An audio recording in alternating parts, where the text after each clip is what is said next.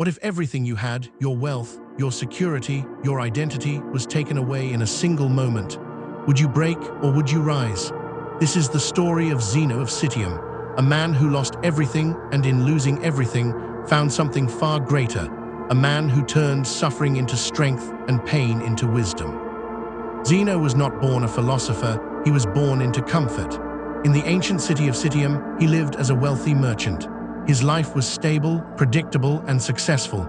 He traded goods across the sea, built his reputation, and created a future that seemed secure. Everything was under control, and like most people, he believed that this control would last.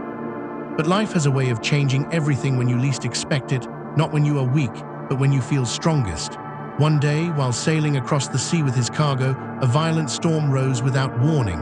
The waves grew fierce, the sky turned dark, and the ship lost control.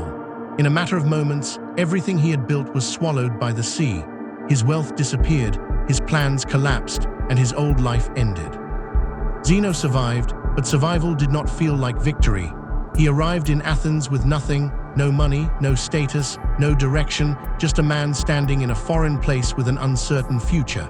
Many would have called this moment a tragedy, a complete loss, a reason to give up, but Zeno saw it differently.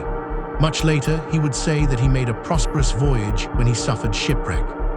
At first, he wandered through the streets of Athens, searching not just for work, but for meaning.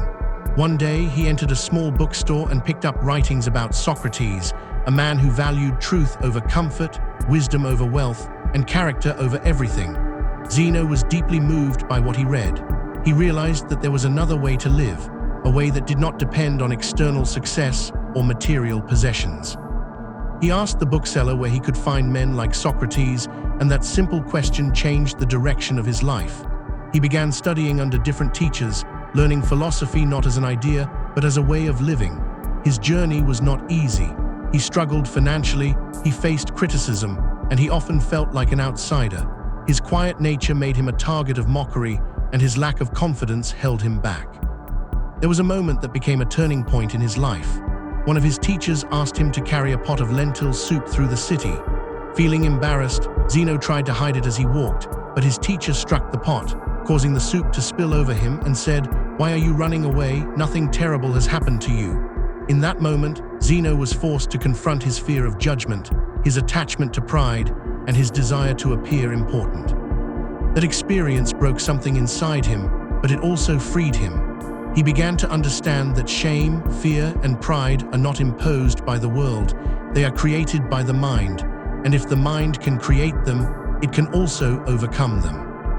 Years passed, and Zeno continued to learn, to reflect, and to discipline himself. He did not chase wealth again, he did not try to rebuild his old life. Instead, he focused on building something far more powerful, a strong and steady mind. Eventually, he began teaching, not in a grand academy, but in a simple public place in Athens known as the Stoa Poikil. People gathered around him, drawn not by his status, but by his clarity and calm presence. From that place, a philosophy was born, a philosophy that would later be called Stoicism. Its message was simple, yet deeply powerful: focus on what you can control, and accept what you cannot. Do not let external events disturb your inner peace, value virtue above all else, and live in harmony with nature. Zeno did not just speak these ideas, he lived them every day.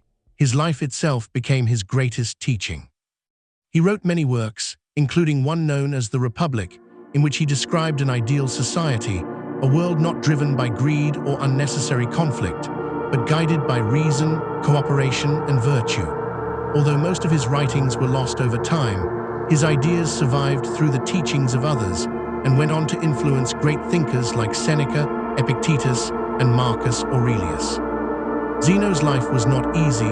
It was shaped by loss, struggle, and hardship, but those very challenges became the foundation of his strength. He lost his wealth, but gained wisdom. He lost his comfort, but gained control. He lost everything that could be taken from him and discovered something that could never be taken away: the power of his own mind. His story teaches a simple but powerful truth: suffering is not the end, it is often the beginning. The moments that seem to break you can also build you. The failures that feel like defeat can become the foundation of your growth. Everything depends on how you see it and how you respond to it. Think about your own life, the struggles, the setbacks, the times when things did not go as planned. It is easy to see these moments as obstacles, as reasons to feel defeated, but what if they are opportunities?